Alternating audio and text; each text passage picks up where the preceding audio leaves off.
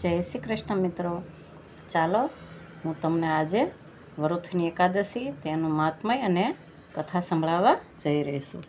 શ્રી ગણેશાય નમઃ. રાધે રાધે. તો ચૈત્ર માસના કૃષ્ણ પક્ષમાં આવતી એકાદશીને વરુથની એકાદશી કહે છે. આમ તો આપણા શાસ્ત્રોમાં 26 એકાદશી છે અને દરેકનું મહાત્મય અલગ છે. એકાદશીનું વ્રત કરવાથી સુખ, સૌભાગ્ય અને આધ્યાત્મિક ઉન્નતિ થાય છે. ભૌતિક સાથે આધ્યાત્મિક ઉન્નતિ પણ જરૂરી છે. આપણે જાણીએ છીએ કે છેલ્લે આપણા કર્મો જ આપણી સાથે આવશે. તેથી વ્રત, જપ, તપ કરીને આપણે આધ્યાત્મિક ઉન્નતિ કરી શકીએ છીએ. વરુથની એકાદશીનું વર્ણન કરતા નારદ મુનિ કહે છે કે વરુથની એકાદશીના વ્રતથી પિતાની 10 પેઢી, માતાની 10 પેઢી અને પત્નીની 10 પેઢીનો ઉદ્ધાર કરાવનારી આ ઉત્તમ તિથિ ગણાય છે. એક સમયે ગોપીઓએ પણ રાધાજીને પૂછ્યું કે હે રાધે, આખા જગતના પાલનહાર તે તમારા આધીન કેવી રીતે રહે છે? તેનું અમને રહસ્ય બતાવો. હે વૃષભાનુનંદની, જેથી કરી અમે પણ શ્રી કૃષ્ણને પ્રસન્ન કરી શકીએ. ત્યારે રાધાજીએ જવાબ આપેલો કે એકાદશીનું વ્રત નિષ્ઠાપૂર્વક અને પૂરી શ્રદ્ધાથી કરવાનું જ આ હું ફળ ભોગવું છું અને કૃષ્ણ પ્રિયા બની શકી છું. તો હે ગોપીઓ, તમે પણ એકાદશીનું વ્રત કરો. 10,000 વર્ષ તપ કરવાથી જે ફળ મળે છે તે વરુથની એકાદશીનું વ્રત કરવાથી મળે છે. ઘોડા, હાથીનું દાન શ્રેષ્ઠ ગણાય છે, પરંતુ તેનાથી પણ ભૂમિદાન શ્રેષ્ઠ ગણાય છે અને ભૂમિદાન કરતાં પણ તલનું દાન અધિક મહત્વ છે. તલના દાનથી પણ સુવર્ણદાન ચડિયાતું છે અને સુવર્ણદાન કરતાં પણ અન્નદાનનો મહિમા અનેક ગણો વધી જાય છે, કારણ કે મનુષ્ય તેમજ પિતૃઓને અન્નથી જ તૃપ્તિ મળે છે. વિદ્વાનો કન્યાદાનને પણ અન્નદાન જેટલું શ્રેષ્ઠ ગણે છે. ગાયનું દાન પણ અન્નદાન જેટલું જ મહત્વ ધરાવે છે, પરંતુ આ બધા કરતાં પણ વિદ્યાદાન તો ખૂબ જ શ્રેષ્ઠ છે, કેમ કે વિદ્યાથી જ માણસ પોતે જ્ઞાન પ્રાપ્ત કરીને આધ્યાત્મિક માર્ગે આગળ વધી શકે છે. વરુથની એકાદશી કરવાથી વિદ્યાદાન કરવા જેટલું જ પુણ્ય એકઠું થાય છે. જે લોકો કન્યાધન લઈને તેનાથી પોતાનું ગુજરાન ચલાવે છે તેઓ પુણ્યનો ક્ષય તથા યાતનાઓવાળા નરકમાં પડે છે. આથી હંમેશા કન્યાધનથી બચવું જોઈએ. વળી જે પોતાની શક્તિ પ્રમાણે કન્યાને આભૂષણોથી શણગારીને પવિત્ર ભાવથી કન્યાદાન કરે છે તેના પુણ્યનું વર્ણન તો સ્વયં ચિત્રગુપ્ત કરવા પણ અસમર્થ છે. એટલું મહાત્મય બતાવ્યું છે કન્યાદાનનું. તો વરુથની એકાદશીનું વ્રત કરવાથી કન્યાદાન જણાવ્યું ઉપર તેટલું ફળ મળે છે. તો આમ વરુથની એકાદશીનું મહાત્મય ખૂબ જ ગવાયું છે.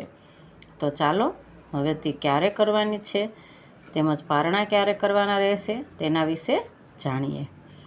એકાદશી શરૂ થાય છે 23 એપ્રિલ 4:45 સાંજે, એટલે કે ગુરુવારે કરવાની રહેશે અને પૂરી થાય છે 24 એપ્રિલ 2:30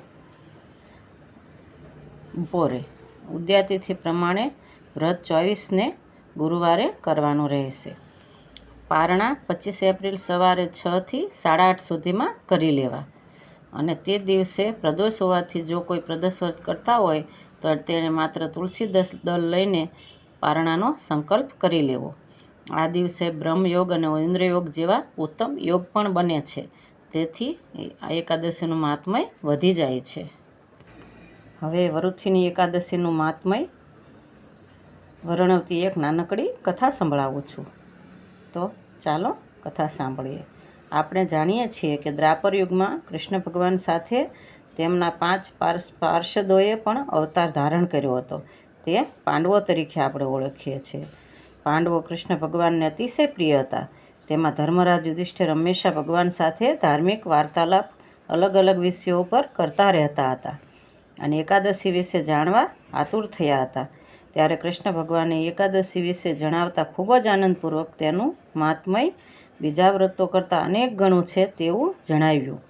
જીવન મરણના ચક્રમાંથી વાસ્તવિક ગંતવ્ય સુધી પહોંચવા માટે એકાદશી વ્રત ઉત્તમ છે. એકાદશીનું વ્રત કરવાથી રાજા માંધાતાને પણ મુક્તિ મળી હતી.